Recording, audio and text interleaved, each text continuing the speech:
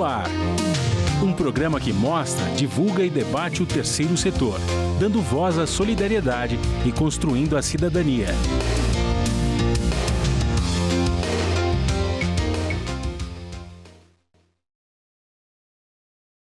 Começando o Observatório na Brasil Atual, um programa do Observatório do Terceiro Setor. No programa de hoje nós vamos falar sobre a pandemia e o terceiro setor, com dois importantes convidados. O médico Giancarlo Gorechiquem, que é médico do Hospital Emílio Ribas, e da Silva Nakashi, especialista em voluntariado. Tudo bem, Jean? Seja bem-vindo ao Observatório na Brasil Atual. Muito obrigado pelo convite. É sempre um prazer poder estar com vocês. Jean, nós quase 2 meses de isolamento social. O que mais te preocupa nesse momento em relação à pandemia? Na verdade, o que vem nos preocupando é exatamente essa probabilidade de afrouxamento do isolamento em cidades como São Paulo. Imaginar que no momento em que nós temos um aumento do número de casos, com aumento de mortalidade, e frente a isso nós temos um grande risco de aumentar ainda mais esse número de casos, e bem como ter um risco aumentado de mortes, deixa realmente a gente como médico bastante preocupado e apreensivo. Ao meu lado, como sempre, o jornalista Frank Valverde, que sempre traz dicas de cultura no programa, além de estar comigo na co-apresentação. Tudo bem, Franklin? Tudo bem, Joel. Um abraço à distância, claro, né? ao doutor Jean e a Silvia também. E a vocês que estão em sintonia com o nosso programa. Silvia, você acredita que o papel do terceiro setor nesta pandemia está sendo bem cumprido? Com certeza, né? Eu acho que a gente nunca teve tão em evidência, né? Até para fazer a ponte entre a comunidade que precisa ser beneficiada, né? E quem quer ajudar, né? O melhor caminho são as organizações da sociedade civil que estão ali localmente e que conhecem a realidade, as verdadeiras demandas, né? Então, acho que o terceiro setor teve um papel e está tendo um papel muito relevante em parceria, certamente, com o poder público, né? Para que a gente faça esse trabalho em escala também, né? Porque, como disse o doutor Jean, né, a gente tem aí uma preocupação que não é apenas para esses quase 60 dias, né? Mas para um futuro aí curto e médio e talvez até longo prazo, né, de demandas sociais, né?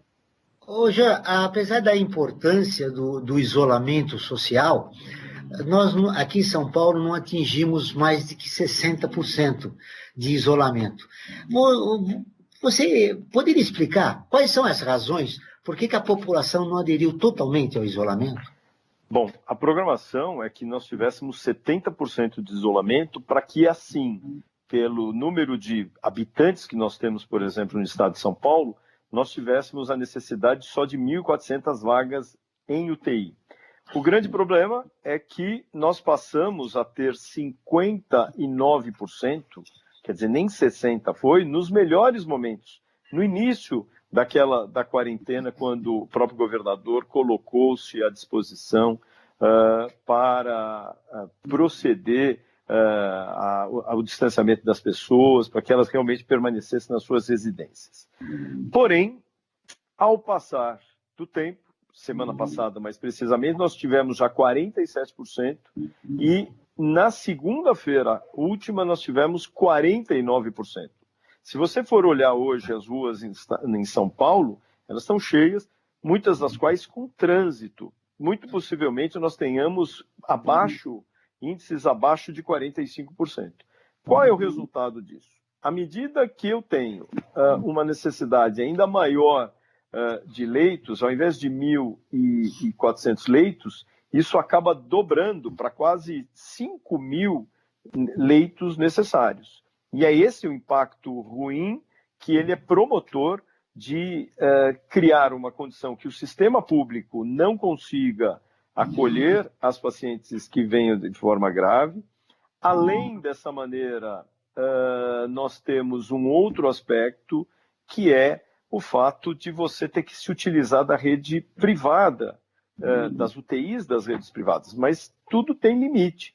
Ou seja, talvez nós entremos em situações muito parecidas com aquelas vivenciadas em outros países. Franklin. Então, doutor, fica essa questão, né? O Estado, de uma certa forma, não tem até de uma hora para outra como fornecer esses leitos em UTI, né?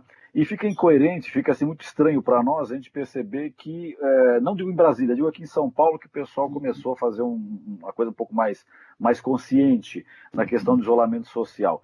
O que acontece agora de o pessoal querer afrouxar esse isolamento, sendo que ainda não tem alternativas para atender essa população que com certeza vai ficar infectada devido ao aumento do tráfego na rua de São Paulo, nas ruas de São Paulo? Sem dúvida. E sabendo que a experiência da Itália não deu certo, né? Que eles quiseram voltar e deu no que deu, né?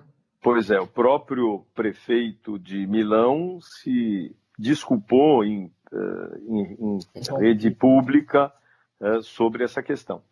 Mas é claro que existe toda uma pressão, e eu imagino que o papel do governador, que é muito correto, mas à medida que ele vem sendo pressionado pelos vários setores, fica muito difícil virar e falar assim, olha, vamos continuar do jeito que está, vamos tentar abrir e reavaliar. E eu entendo que essa é uma análise. Olha, vamos abrir, vamos ver o que vai dar. Não é abrir de forma plena e total, mas é abrir de uma forma lenta e gradual alguns serviços que vão ser avaliados, como alguns comércios de rua, shoppings ainda não, as academias também não, possivelmente as escolas também não. Então, tudo isso faz, sim, com que haja uma necessidade de nós nos colocarmos de uma forma muito atenta, baseado nesses números, dessa pequena abertura que vai ser dado além do comércio essencial. Agora, doutor, essa abertura que vai ser feita, nós, né, cidadãs, o que nós temos que fazer? Nós estamos com uma série de procedimentos hoje, além da questão do isolamento. O que deve se continuar? Acho que isso é importante esclarecer para a população. Tudo bem, há um afrouxamento no isolamento, tá? Seja de forma gradual, seja seletivo, seja verticalizado, como algumas pessoas estão preferindo chamar. Agora, que atitude nós devemos ter para continuar trabalhando para combater a Covid? O que vai acontecer é que, nesse afrouxamento, alguns setores vão continuar disponíveis, né? Quer dizer, vão abrir as suas portas, mas o respeito de normas claras, como distanciamento social, a higienização das mãos com álcool gel com frequência, a utilização de máscaras. Houve uma recomendação no município de São Paulo que as pessoas utilizassem as máscaras, não houve uma obrigatoriedade, isso é uma pena, deveria ter sido uma obrigatoriedade, né? E mais do que isso, que as pessoas claramente mantivessem algumas características. Por exemplo, se uma empresa, uma indústria, abre as suas portas, ela vai ter que reavaliar os turnos. Eu não posso ter todas as pessoas chegando no mesmo momento para baterem o seu ponto, ou se utilizarem de refeitórios ou dos próprios vestiários. Então, tudo isso vai ter que ser reavaliado. O vestiário vai ter que ter um número de pessoas máximo, as demais pessoas vão aguardar na parte externa, vão permanecer em fila distanciada 2 metros, utilização do álcool gel, os sensores de temperatura através de termômetros digitais que vão ser utilizados ao ingresso dessas pessoas, sejam nos prédios, sejam nas empresas. Então, tudo isso vão criar condições de nós ainda mantermos essa prática de segurança no nosso dia a dia. O cumprimento entre as pessoas é distante, não tem beijo, não tem abraço, o compartilhamento de computadores, de telefones deve ser muito cuidadoso e cauteloso, as pessoas têm que se utilizar de produtos como o álcool 70, o quaternário de amônio para fazer limpeza a cada utilização. Eu acabei de usar, eu não vou usar mais, então eu simplesmente limpo o computador para que a próxima pessoa chegue. E a pessoa, mesmo sabendo que foi devidamente higienizado, antes de se utilizar, também o faça. Então, essas práticas vão ser presentes na nossa vida por um período muito prolongado, muito possivelmente até o momento que nós tivermos a vacina.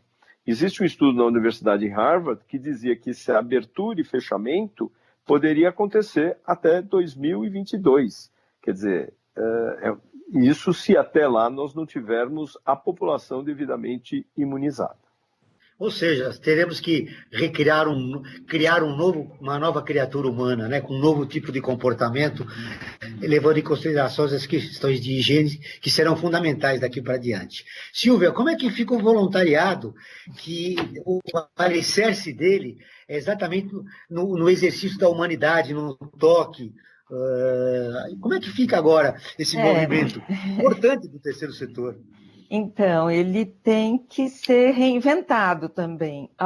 Se por acaso acontecer alguma ação presencial, que haja essa atuação presencial, que ela seja com os maiores cuidados aí de segurança própria e com o outro, que acho que a gente nunca teve tão próximo dessa palavra que é o cuidar, né? Eu preciso cuidar de mim e para cuidar do outro também, né?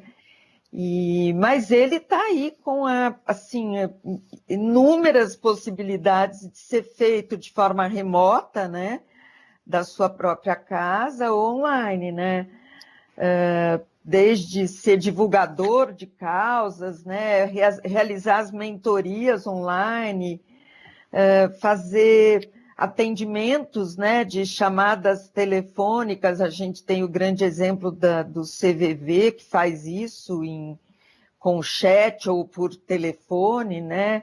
Os cartões virtuais, e hoje em dia você pode apadrinhar um idoso numa casa de idosos ou uma criança num abrigo e fazer eu não digo uma mentoria, mas esse diálogo, essa conversa por meio da internet, né, monitorada pelos cuidadores nesses espaços, toda a parte de criação de mídias, de sites, né, apoiar organizações nesse sentido.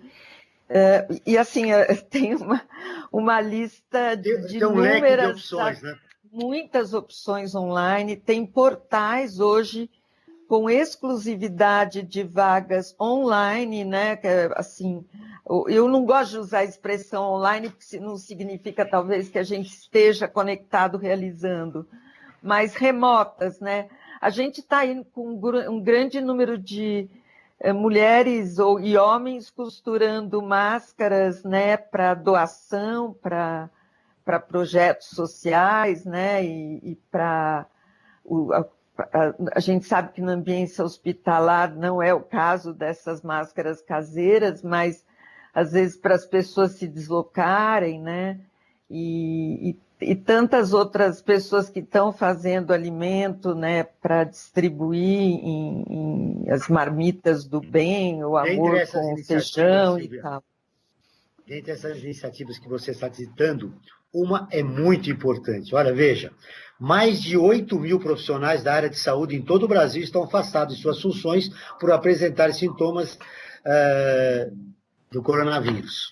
Muito bem. Essa é a contribuição que o terceiro setor poderá dar a essas pessoas, esses trabalhadores anônimos. A gente fala muito da população que deve se isolar, mas o trabalho desses profissionais da área de saúde é louvável. Jean, você que está no Emílio Ribas já há alguns anos, você sente uma preocupação do Estado com os profissionais da área de saúde que estão sofrendo, no primeiro momento, as consequências dessa pandemia?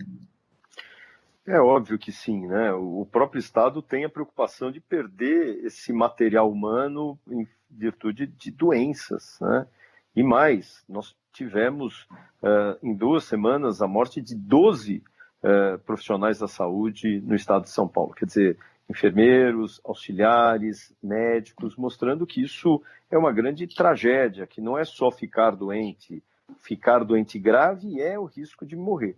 Então é claro que o próprio Estado teme por essas pessoas, por suas famílias, e por isso nos fornece, à medida do possível, os equipamentos de proteção individual. E por que nos fornece à medida do possível? Porque esses materiais são gastos com uma velocidade altíssima, e eles precisam ser comprados e adquiridos de uma forma altíssima. Então, é claro que, até o momento, nós não estamos tendo a falta desses materiais de equipamento de proteção individual, por enquanto.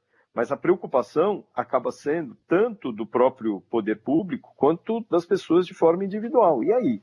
E se eu não tiver mais esses materiais para poder proceder os atendimentos, como é que eu fico? Eu vou deixar de atender? Não posso. E aí? Mas eu vou me infectar, e o risco de eu me infectar e levar isso para minha família. Olha aí. Então, nós temos, já que a gente está falando em solidariedade de forma voluntariosa, nós temos recebido vários voluntários anônimos que estão encaminhando máscaras, álcool gel, macacões de proteção, e de uma forma tão maravilhosa que eu acho que, assim, eu digo para vocês, Silvia, Joel, que nós temos as pessoas estão se revelando, tanto na bondade quanto na maldade. Pessoas que estão enlouquecidas e querendo transformar a vida dos outros em brigas de quem tem que usar remédio ou não, o que o médico tem que fazer, quando na verdade elas não têm nem capacidade desse discernimento, né? Por outro lado, nós vemos a população tendo a solidariedade e olhando as pessoas à sua volta.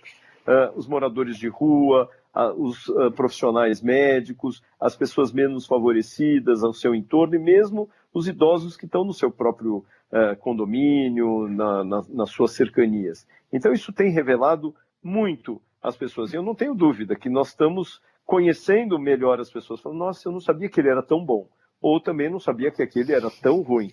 Então, isso é uma clara situação. E eu tenho a certeza que essa preocupação é muito grande das pessoas em quererem ver as equipes médicas e paramédicas bem, porque a todo instante a gente recebe o carinho das pessoas perguntando, você está bem? Eu não falo com você há 2 semanas e eu queria saber, tua família está bem também? Então, isso é uma injeção na alma, é uma preocupação. Isso acaba vindo também dos nossos superiores dentro de uma instituição pública. Então, isso realmente é um grande papel de incentivo para a gente continuar.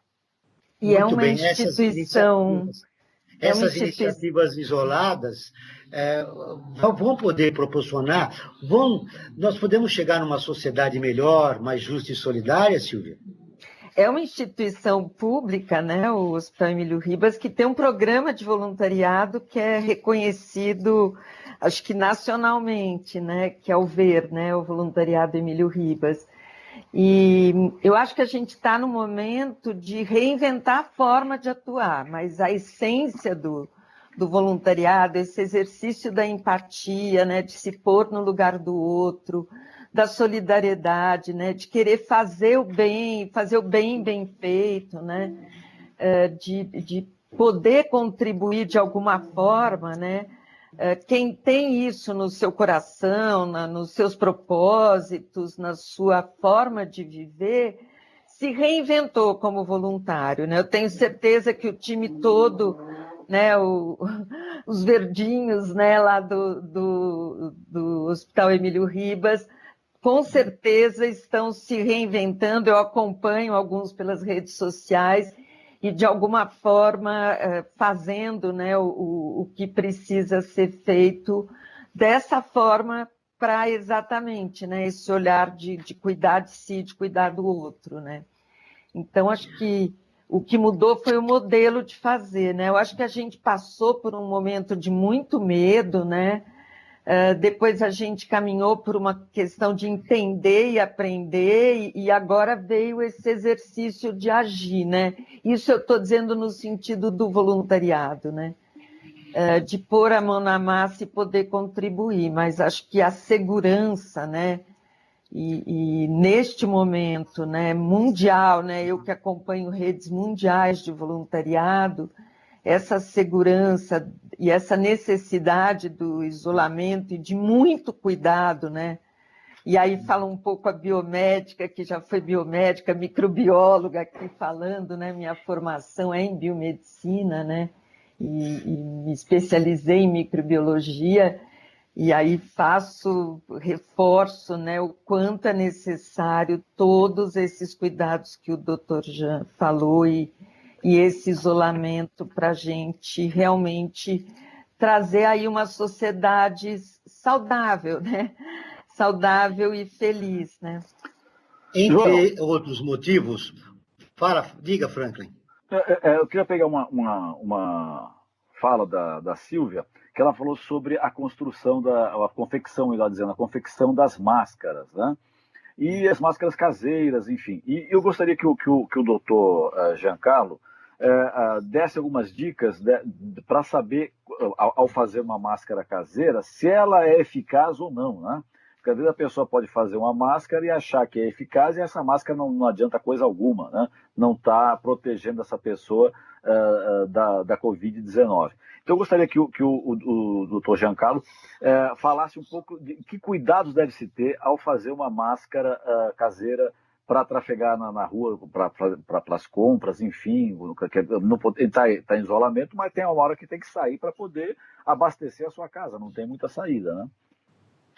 Bom, quando a gente fala de máscaras, nós temos sempre a experiência da efetividade e da proteção causada pelas máscaras cirúrgicas e pelas máscaras de alta resolução, que são a N95.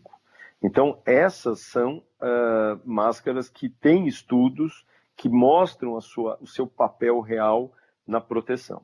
O que aconteceu é que o uso das máscaras, ela reduziu a transmissão de doenças, seja no Japão, seja na Coreia do Sul, seja no leste europeu, e isso sensibilizou sobremaneira a própria Organização Mundial de Saúde, que, percebendo que a única questão que era feita, que não era nem feita a quarentena, mas mantido o distanciamento social, mais a utilização do álcool gel e a própria utilização dessas máscaras caseiras, poderia sim ser uma situação de proteção para as pessoas, diminuindo realmente a transmissão. Então, baseado nisso, a própria Organização Mundial de Saúde propôs ao mundo que utilizassem, propôs como sugestão que isso acabasse sendo feito pelas populações. Aqui na USP, um estudo foi feito mostrando uma proteção de 60% a 70% com essas máscaras. Quer dizer, de alguma forma, é um anteparo, é algo a mais na proteção, que, aliado às situações do distanciamento e higienização das mãos, acabam sim sendo bastante importantes. A utilização das máscaras, no entanto, devem seguir as orientações que constam na internet, de terem dupla face, de terem aqueles elásticos, mas mais do que isso, elas devem proteger tanto o nariz quanto a boca e devem estar aderidas de tal forma à face que não tenham frestas, sejam nas regiões do nariz, nas abas do nariz, nem tampouco no queixo. Então não adianta usar uma máscara com o nariz para fora, ela perde o seu efeito por completo. Ou também eu tenho que ter um período curto de utilização. E quando a gente fala um período curto, nas máscaras cirúrgicas nós colocamos 2 horas. Aqui nós temos um período mais curto, possivelmente de 1 hora, 1h30. E esse período é o suficiente só para as pessoas irem até um determinado estabelecimento comercial, fazerem as suas compras e voltarem. Ou, por exemplo, estarem no transporte público indo para as suas atividades profissionais essenciais. E, imediatamente, essas máscaras devem ser retiradas pelo elástico que as prende na orelha. Jamais, em tempo algum, colocar a mão na frente, naquele anteparo. Até porque, se alguém cuspiu no ato de falar, lançou gotículas de saliva que tenham a presença de vírus, o fato de mexer nessas máscaras é o suficiente de se promover um risco de contaminação, um risco de contágio. E então, para higienizá-las? Então, qual que seria a a melhor higienização, forma? o ideal é que essas pessoas se utilizem de 3, 4 máscaras ao longo do dia. Quer dizer, saiu para o supermercado, ou foi até o seu trabalho. No retorno, precisa uma outra máscara. Muitas vezes saiu do seu trabalho para se alimentar em algum local, buscar a refeição em algum local. Então, as pessoas também precisam usar máscara. Então, pelo menos 3 a 4 máscaras por dia. Elas devem ser, simplesmente após essa utilização curta de 1 hora, 1 hora e meia, serem colocadas num saquinho, de preferência um saquinho de papel. O saquinho plástico ele pode eventualmente dificultar a entrada da máscara e, com isso, alguns vírus podem permanecer na sua parte externa, contaminando até a bolsa, né, que depois vai ser mexida para se pegar carteira ou simplesmente para pegar uma chave de casa. Então, com isso, essas máscaras ficam ali e quando se chega em casa, eu coloco essas máscaras num balde de água contendo pelo menos 3 a 4 colheres de sopa de água sanitária, de hipoclorito de sódio, fazendo então com que elas ali permaneçam por 40 minutos. Acabou de fazer isso, eu torço retiro esse excesso de líquido e acabo deixando pendurado. Na manhã do dia seguinte, quando elas estiverem secas, ou mesmo ainda semi-úmidas, eu posso ajudar o ato de secar, me utilizando de ferro em temperaturas bastante altas. Então, isso dá garantia do seu reuso com absoluta segurança.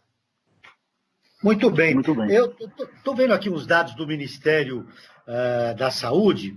Mais de 14 mil pessoas, é uma notícia boa, foram curadas do Covid-19. E há uma polêmica de qual é o remédio ideal, não existe a vacina. Elas foram curadas em que circunstância, Jean?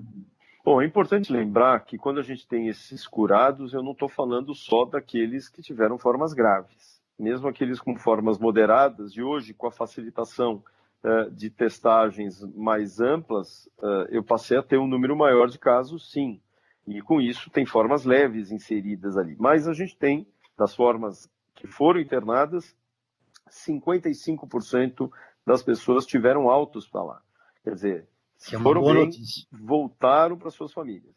No Brasil, nós temos vários braços de estudos de várias drogas, entre elas azitromicina com hidroxicloroquina, outras drogas como, por exemplo, o uso do remdesivir, o uso do favipiravir, que são antivirais, e, ao mesmo tempo, nós temos outras drogas sendo estudadas, seja o próprio plasma. O plasma nada mais é do que a parte líquida do sangue, em que lá encontram-se os anticorpos, que são aquelas células específicas, aquelas arminhas que são produzidas contra o vírus. Então, são pego plasma das pessoas que tiveram cura e, a partir de então, essas pessoas acabam, então, fazendo a sua doação e isso seria uma forma terapêutica.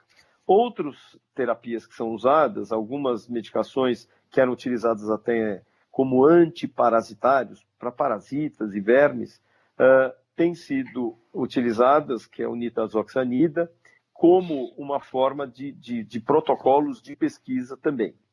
Assim como um inibidor de uma interleucina 6, que é um receptor de interleucina 6 muito importante na resposta inflamatória, que também tem sido usado. Ou seja, quando o indivíduo chega num hospital, seja ele um hospital público, seja ele um hospital privado, o que acaba acontecendo? Nós passamos a ter uma opção de vários braços de tratamento e que cada um vai entrar num determinado protocolo de estudo e avaliar a sua resposta.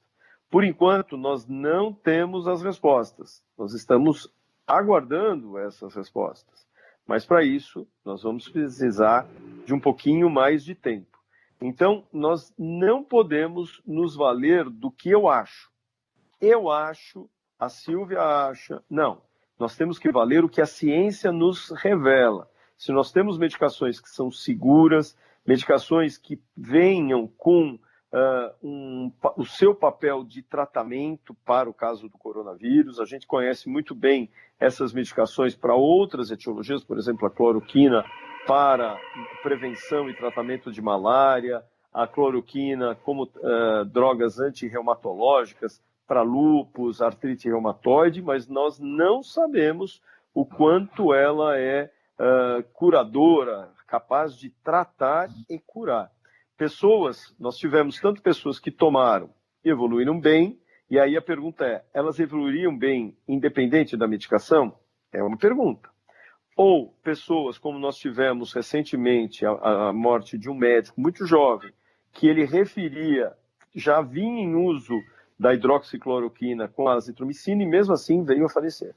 Então, nós temos que ter esses dados para trazer segurança à população, bem como ter segurança para a própria equipe médica. Porque eu pergunto uma coisa, Joel, se alguém que recebeu a droga numa condição clínica moderada, não era grave, e evoluiu de uma forma desfavorável e morreu, essa família, se voltar contra o médico, contra a instituição, o próprio juiz, de uma forma muito clara, ele vai falar, olha, o senhor usou essa medicação, mas tem algum trabalho que embasasse o senhor? E ele vai dizer não.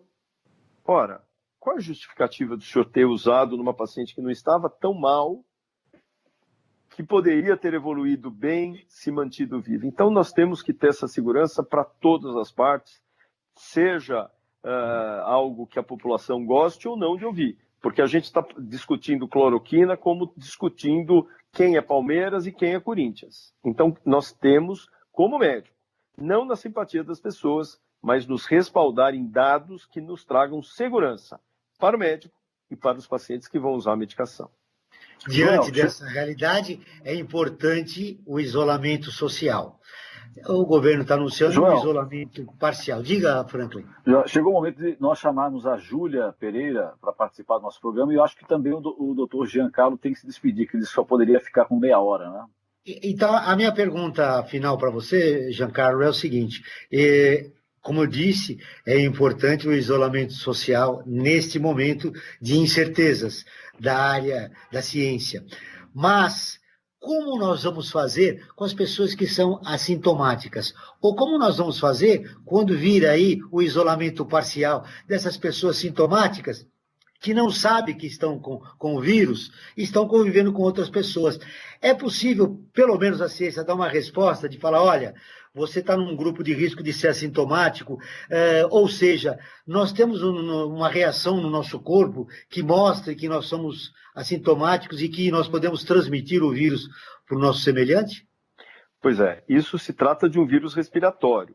O vírus respiratório ele pode estar tendo dois aspectos. Um, relacionados à multiplicação do vírus só na garganta, mas a gente sabe que as partículas de vírus são tão pequenininhas que elas caem diretamente no pulmão. E a gente fala assim, ora, por que ele é assintomático? Então a primeira pergunta é, será que ele ainda não desenvolveu sintomas? Ele corre o risco de desenvolver sintomas? Então essa é uma pergunta. Ou eles serão mesmo portadores assintomáticos capazes de não desenvolverem doença? Então isso a gente não saberia explicar por quê. E eu estou falando isso porque a gente vê pacientes idosos como portadores sãos também. Então não é que a gente está falando, não, mas são jovens. Não. Idosos, 75, 79 anos. Eu tenho casos assim, mas óbvio que nós temos que tratar essas pessoas como portadoras e transmissoras de doença. Então, elas podem especialmente não desenvolverem, mas elas correm o risco de transmitir. Então, todas as práticas de isolamento dessas pessoas devem ser tomadas, clara e rapidamente. Jean, então, para fechar sua participação, do que mais você tem medo nesse momento em relação à pandemia? Olha, eu tenho medo da politização da doença, eu tenho medo das pessoas, da incompreensão das pessoas em relação aos riscos. Isso é medo. Eu tenho medo da fake news, que ela se espalha de uma forma tão brutal ou mais do que o próprio vírus, deixando as pessoas em pânico ou afrouxando as medidas de segurança. Então, isso me deixa realmente preocupado. Eu acho que nós precisamos nos tornar um país muito maduro, e para nós sermos um país maduro, nós temos que ser um país maduro. E para sermos, sim, um país maduro, nós temos que avaliar sempre as informações, fazer como vocês estão fazendo, de trazer profissionais com responsabilidade, que estejam no front e possam complementar e informar toda a população. Muito obrigado pela sua participação, um grande abraço e cumprimento você na primeira pessoa, todas as pessoas que trabalham na área de saúde e que estão lá defendendo vidas diariamente, e sem medo e sem omissão. Parabéns, viu, Jean? Um grande abraço. Muito obrigado, um grande abraço. Até uma abraço. próxima oportunidade. Em breve, um grande abraço.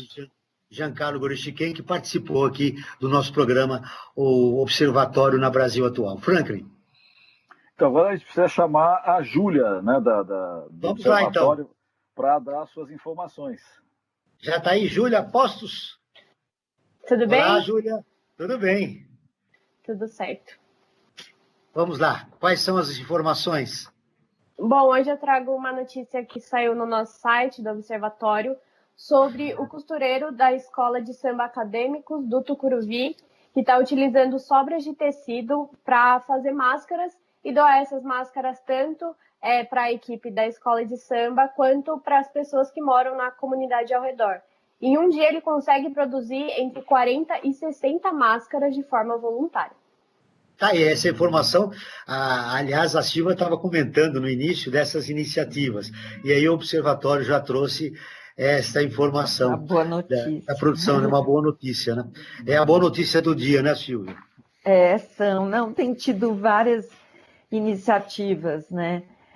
O que a gente está vivendo é que a gente está todo mundo no mesmo oceano, só que a gente está vivendo uma realidade que a gente está percebendo que as pessoas estão em barcos diferentes, né? Nem todos têm barcos seguros, então acho que a solidariedade veio muito forte, né? E ela se juntou muito também com um grande movimento de doação, né? Eu acho que por um longo prazo eu espero que a gente, e sou otimista que vamos ter, né? Ela se juntou a essa grande vontade também de doar, né? Doar, inclusive, recursos financeiros, materiais, né? Além do tempo precioso do recurso humano voluntário, né? Então, acho que as pessoas perceberam isso, né? A situação é difícil para todos, né? Estamos todos igualmente, né? No mesmo desafio, mas nem todos têm esse barco seguro, né? Nesse mar de tempestade que a gente está vivendo, né? Então, vem aí no dia 5 de maio um movimento mundial, né? Aquele tradicional dia de doar, né? Que é o Giving Tuesday.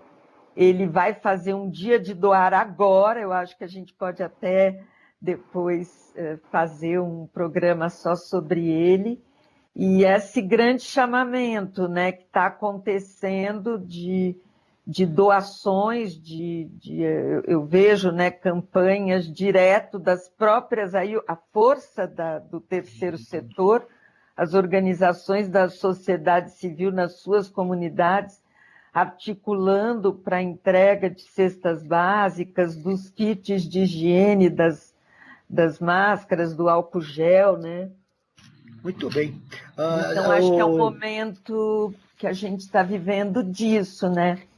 E aí, dia 5 de maio, o mundo inteiro vai estar mobilizado para um dia de doar agora, né? Para essa demanda emergente aí, né? É uma boa dica de pauta, viu, Silvia? Dia de doar. Júlia, mais informações? Tem informações da enquete também, aproveitando que a gente está falando das organizações do terceiro setor, a gente publicou a enquete perguntando o que as pessoas achavam que as organizações deveriam focar em doações de dinheiro ou doações de alimentos e produtos de higiene. Mais de 84% das pessoas que votaram no Facebook disseram que é mais importante nesse momento do alimentos e produtos de higiene, mas alguns comentários nas redes sociais também ressaltaram que é importante ter um equilíbrio entre os dois tipos de doação para conseguir suprir todas as necessidades que as pessoas mais vulneráveis estão passando nesse momento, né? Muito bem, lembrando que essa enquete começou lá atrás, com a primeira pergunta a respeito dos efeitos psicológicos ou econômicos na vida. O que mais impacta na vida das pessoas?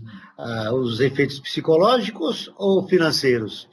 E essa enquete durou algum tempo e também foi mensurada, deu mais de 54%. As pessoas estavam achando que os problemas psicológicos é o que mais estava impactando elas durante a pandemia. E 46% foram a questão financeira, né? Não é isso, Júlia? Isso, se eu não me engano, foi esse resultado, sim. Muito bem, mais informações, Júlia? Alguma pergunta para a Silvia? Bom, eu acho que as perguntas eu tinha passado para você já nessa relação do terceiro setor, mas não sei, Silva, você acha que é mais importante as organizações focarem em algum tipo de doação? Ou é igual os seguidores falaram, que tem que ter um equilíbrio entre dinheiro, alimentação, itens de higiene? Então, eu acho que é um momento desse equilíbrio, né? As organizações estão, por enquanto, se articulando pelo Covid, né? Todas as ações pelo Covid-19, pelo coronavírus. Mas elas precisam sobreviver também, né? Elas vai voltar ao normal, né? E aí também o dinheiro faz diferença, porque os funcionários estão sendo pagos. Se são abrigos e casas de idosos, a vida, a rotina desses espaços continua, né? E então acho que esse equilíbrio vai ser fundamental, e aí um bom senso, né? Nem que seja, eu tenho postado, né, nas redes sociais, né? Nem que seja, eu sei que tá difícil, vai ficar difícil para todo mundo, mas você pode adotar um, né? Falar, olha, desse lugar eu posso apadrinhar uma família, né? Na minha compra incluir, né? Que ajude uma família. Mas eu acho que a gente tem que buscar esse equilíbrio para que o terceiro setor siga forte, contribuindo nas suas causas e projetos onde ele atua, né? E siga com os seus programas e projetos pós, né? Pós toda essa tempestade, né? Muito bem. Júlia, suas conclusões finais? Bom, vou pedir para todo mundo ficar bem atento nas redes sociais e no site do Observatório do Terceiro Setor, é Observatório 3 Setor. A gente está tanto publicando as enquetes lá, também vídeo de especialistas, passando informações para a gente enfrentar esse momento difícil, além das matérias e notícias que a gente está publicando diariamente. Muito obrigado, Júlia. Até o próximo programa. Tchau, tchau, até. Muito bem, Franklin, tá aí, como permanecemos com a Silvana Cache, falando sobre o terceiro setor e a pandemia. É verdade. Silvia, você espera o quê? Depois de encerrada a pandemia, o futuro, a pandemia vai projetar que terceiro setor para o futuro? Eu queria ter essa resposta. Eu bem que gostaria de ter essa resposta. Eu acho que a gente está nesse momento de trabalhar os prazos curtos, de um planejamento talvez a um curto, médio prazo, né? A própria gestão, né? As organizações que têm seus líderes de programas de voluntariado, né? Também, né? Pensando aí, reestruturando as suas estratégias de comunicação, as suas ações para que elas possam acontecer à distância. Então, eu queria mesmo ter essa resposta. Então, eu acho que é um momento onde mesmo nas organizações onde eu atuo como conselheira, o que a gente fez foi isso, né? A gente fez um planejamento a imediato, né? Para esse momento, e fez um planejamento para curto prazo, né? E estamos nos reunindo online, né? Eu acho que as organizações estão no momento de chamar os seus conselheiros, né? Para fazer essas escutas, né? De boas ideias e fazer esses planejamentos, né? não só para as suas mobilizações de recurso, né, financeiro, mas para tudo, né, para reestruturar os seus projetos, talvez com esse novo olhar desse novo mundo que vai aparecer, né, que a gente ainda não sabe muito bem como Falando ele vai ser, né? Falando em novo mundo, Franklin, a pandemia vai gerar que Brasil. É verdade, né? Que Brasil que vai surgir disso, até porque tem como o próprio doutor Jean falou na primeira parte do programa, né? Essa coisa dessa disputa ideológica, né? Que é atualmente, né? De gente dizendo, principalmente em Brasília, que vai ser uma gripezinha, e quando os estados estão extremamente preocupados em atender as pessoas. Mas eu queria perguntar para a Sílvia, se ela acha que com essa pandemia a questão da solidariedade, a questão das pessoas participarem mais de forma mais rápida do voluntariado, ele ampliou com a pandemia, ou as pessoas estão muito preocupadas em tentar cuidar do seu próprio núcleo pessoal, familiar, ou as pessoas estão houve um aumento desse olhar para o outro nessa situação que nós estamos vivendo de pandemia? Não, eu tenho certeza que despertou, né, esse olhar, né, que eu comentei, né, estamos num mar de tempestade e tem gente que nem boia tem, né, não é nem barco, não tem nenhuma boia para se segurar, e acho que isso ficou muito claro, né, para pessoas que talvez nem tivessem essa percepção, né, dessa desigualdade, né, e dessa demanda, né, que, assim, emergente mesmo, né, de alimento, de saúde, de tudo, né. Então, a solidariedade apareceu, né, e ela precisa, né, do terceiro setor para que ela atinja as pessoas de forma organizada, né, segura, né. As organizações sociais, né, da sociedade civil que estão fazendo as entregas têm todo o cuidado da higienização, né, da orientação para as famílias, né.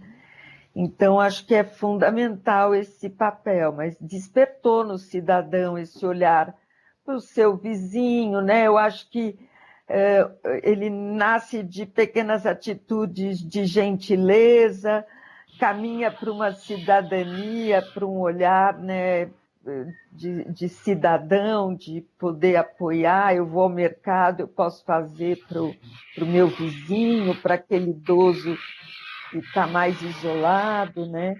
E aí ele vai transcendendo tudo isso de forma organizada, quando eu vou mesmo me organizar e dedicar tantas horas como voluntário, e hoje em dia, como eu disse, uma lista de possibilidades remotas, né?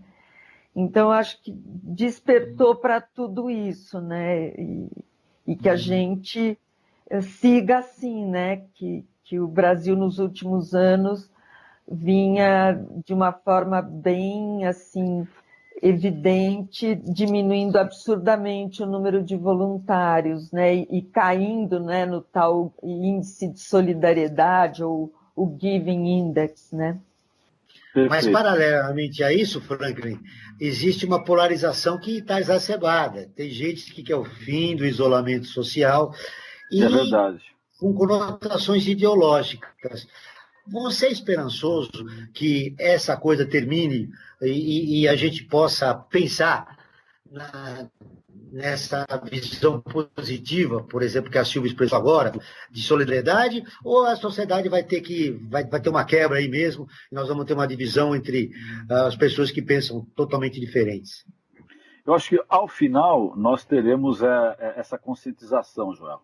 Até porque, mesmo que agora, digamos, até por essa questão ideológica, o isolamento social tenha uma certa frouxidão, infelizmente, nós temos que ser realistas. Com digamos, a frouxidão do isolamento social, vai aumentar o número de pacientes, vai aumentar o número de pessoas contaminadas. E a partir do momento que as pessoas não estão conseguindo enxergar pelo amor, vão ter que enxergar pela dor.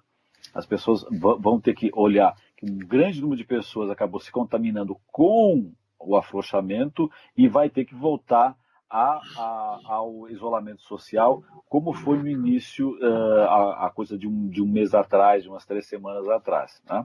Então, eu acho que, infelizmente, pela dor, vão ter que acabar tendo que ter uma nova conscientização desse mundo que será diferente. Quer queira, quer não, o mundo não será mais o mesmo depois dessa pandemia. Ô, Silvio, você falou em reinvenção, acho que no início do programa, né? O terceiro setor em geral, mas especialmente o voluntariado terá que se reinventar, né? Ele está se reinventando, né, com essas atividades todas feitas sem estar ali presente, né? Ainda tem vários grupos atuando presencialmente, aí reforço, né, com todos os equipamentos e os cuidados necessários, né? Mas ele está se reinventando, né? E aí as possibilidades não significa que eu não posso mais ser voluntário, é isso que eu quero dizer, né? As possibilidades estão aí. E aí cabe os líderes das organizações da sociedade civil, os líderes dos programas de voluntariado corporativo, né? Porque hoje em dia o Brasil e o mundo têm as empresas como facilitadores e que incentivam a prática de voluntariado para os seus colaboradores, né? Que é a prática do voluntariado corporativo. Essas lideranças abrirem espaço para essas novas oportunidades, né? Em que as pessoas podem contribuir, né? Eu vi ontem na internet, publiquei no blog do grupo, na página do Facebook do Grupo de Estudos de Voluntariado Empresarial, uma empresa de um escritório de advocacia que ampliou a sua área de pro bono, que convidou voluntários para trabalharem com abrigo, né, online, a dar atenção a idosos em um asilo. Quer dizer, eles vão buscando iniciativas que não necessariamente precisa da presença física dele, né? Mas isso vai depender muito desse papel desse líder do programa de voluntariado, de fazer essa chamada, de abrir as oportunidades, né? E quem já tem programas de voluntariado, fazer um exercício de comunicação o tempo todo, né? De escuta com seus times de voluntários. E quem quer ser, buscar os portais, né? Nós temos vários portais, né, de voluntariado. A gente escreveu uma matéria para o Observatório, né, com inspirações e reflexões e com várias dicas, estão lá, já está lá publicado no Observatório, com os endereços desses portais, inclusive em outros idiomas, né, em espanhol, em inglês, para quem domina o idioma, e também os portais aqui em português, e também com várias dicas de como eu posso atuar de forma remota, digital, online, para o voluntariado, né? Joel, estamos a 3 minutos, infelizmente, para encerrar 3 o programa. minutos, nossa, para fechar o programa. Muito bem, então, as suas conclusões finais, Franklin. O que mais importante a gente precisava deixar registrado nesse nosso programa A Pandemia e o Terceiro Setor? 2 coisas que são importantes. Primeira, resgatando a fala do doutor Giancarlo, é necessário continuarmos com o isolamento social, não dá para afrouxar. E segundo, olhando e ouvindo as palavras que a Silvia colocou, não podemos desviar o olhar e esquecer do próximo. Tem gente que está muito pior do que nós e acho que é o momento de nós estendermos a mão para essas pessoas. Falando no próximo, Silvia, eu quero suas conclusões finais. O que mais assusta você nesse momento? Então, eu integro, faço minha voz ali, as palavras, tudo aquilo que Jean falou certamente também me assusta, mas também eu quero ser e seguir uma otimista, né? Porque como alguém que sempre faz voluntariado, que vem de uma família em que a prática do voluntariado sempre fez parte, né, dos meus avós, dos meus pais, eu desde a minha juventude, eu acredito mesmo que a gente pode ser um ator e ativo e participante na construção do mundo que eu quero melhor hoje, aqui agora, para mim, né, e para gerações futuras, né. Então, que a gente não tire esse olhar de otimismo e de confiança, né? A tempestade há de passar, né? Ela vai passar, tudo passa, ela há de passar, né? E que a gente tenha essa esperança, né? De dias melhores, de mares calmos, né? Sairmos desse mar de tempestade e compreender que essa grande chamada, que eu acho tão importante, da Agenda 2030, que tem que estar bom para todo mundo, né? A gente tem que sair dessa tempestade para esse mar calmo com todo mundo junto, né? Todo mundo bem, saudável, né? Com saúde e com alegria. E sem deixar ninguém para trás, né? Então, que é o grande chamada da Agenda dos Objetivos do Desenvolvimento Sustentável, Agenda 2030, né?